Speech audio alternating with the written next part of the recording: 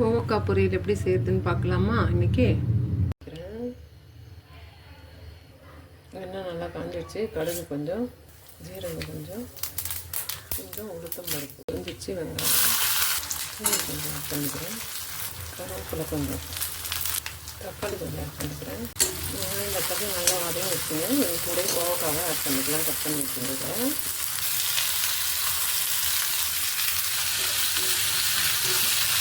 தேவையான மிளகாத்தூள், மஞ்சத்தூள் ஆட் பண்ணிட்டு வந்துடலாம்.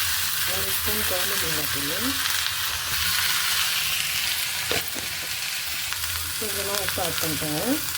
இப்போ நல்லா கலந்துக்கிட்டு நம்ம ஸ்டீமில் வேக வச்சு எடுத்துக்கலாம். கொஞ்சம் நேரம் வைப்பாங்க. இது தட்டு போட்டு மூடிடுங்க. இந்த ஆவியிலே வேகட்டும். இது எதுக்குன்னா சுகர் கண்ட்ரோல் பண்ணுறதுக்குங்க. பொரியல் ரெடிங்க. இது அவசியம் சுகர் இருக்கவங்க எடுங்க. 100% ரிசல்ட் கிடைக்குங்க. நான் நார்மலாக தான் இருக்கேன். ஆனால் நான் இது அடிக்கடி உணவில் எடுக்கிற அன்னைக்கு பார்த்திங்கன்னா எனக்கு சுகர் லெவல் லோவாகிடும். ரொம்ப லோவாகிடும், மயக்கமாகிடுவேன். அதனால் சொல்கிறேன், 100% இது பெஸ்ட்டு ரிசல்ட் ஃபார் டயபெட்டிக் பேஷண்ட்டுக்கு.